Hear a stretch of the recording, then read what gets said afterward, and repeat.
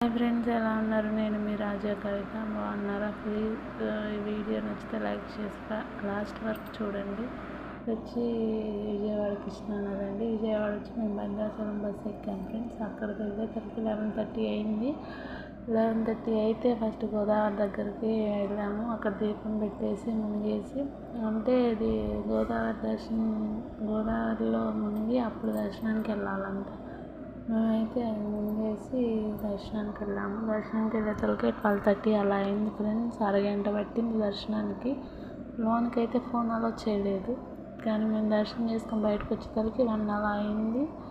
అక్కడి నుంచి ఇంకా అక్కడ చుట్టుపక్కల ఉన్న 3 ప్రదేశాలకు అయితే వెళ్ళాము. ఇదిగో ఫ్రెండ్స్, ఇదైతే చిన్న అరుణాచలం ఫ్రెండ్స్. చాలా బాగున్నాయి అన్ని శివలింగాలు. నాకైతే ఈ ప్లేస్ బాగా నచ్చేసింది. మా పిల్లలు మా వారు అలా దర్శనం చేసుకుంటూ వెళ్ళాము. అన్ని శివలింగాలు చూసుకుంటూ వెళ్ళాము ఫ్రెండ్స్. మా పిల్లలు కూడా బాగా ఎంజాయ్ చేశారు. బాగుంది. ఎవరైనా చూడాలనుకుంటే చూడాల్సిన ప్లేస్ ఇది వచ్చేసి మోక్ష మార్గము. దీంట్లోకి కూడా వెళ్ళాం ఫ్రెండ్స్, మా పిల్లలు మా వారు. మీకు వెళ్ళాలనుకున్నా చూడాల్సిన ప్లేస్ ఇదైతే. నేను ఎప్పటి నుంచో వెళ్ళాలనుకున్నా, నాకైతే ఇప్పుడు కుదిరింది ఫ్రెండ్స్. చాలా చాలా అంటే చాలా నచ్చేసింది. బాగుంది.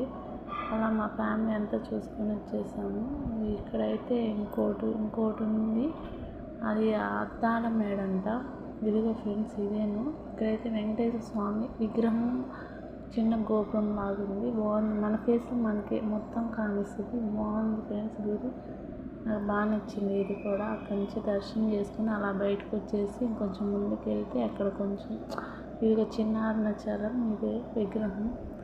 ఇక్కడైతే ఇదిగో నాగేంద్ర స్వామి విగ్రహం, శివుడిది. బాగుంది క్లైమేట్ అంతా. ఇది మెయిన్. వెనకైతే శివలింగాలు, మెయిన్ 11 శివలింగాలు ఉన్నాయి.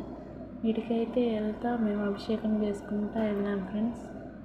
ఇంకా అక్కడి నుంచి పర్ణశాలకు అయితే బయలుదేరాము. అక్కడి నుంచి పర్ణశాల 15 కిలోమీటర్లు అంట. అంటే సీతాదేవి రాముడు వారు వనవాసం చేసింది ఇక్కడే. ఇదిగో ఫ్రెండ్స్, ఇదే భద్రాచలం పర్ణశాల. ఫస్ట్ అయితే లోనికి దర్శనం చేసుకొని బయటకు వచ్చాము. ఇదిగో సీతాదేవి రాముడు వారు ఇక్కడే వనవాసం చేసింది. ఈయన వచ్చేసి లక్ష్మణస్వామి. సీతాదేవి లేడీని చూసింది కదా, అది ఇదే. లేడీ కోసం వెళ్తారు రాముడు. ఈయన లక్ష్మణుడు గీత గీస్తాడు సీతాదేవిని దాటొద్దని. ఇప్పుడు రావణాసుడు వచ్చి సీతాదేవిని అపహరించింది ఈ ప్లేసెస్ ఇక్కడే ఫ్రెండ్స్.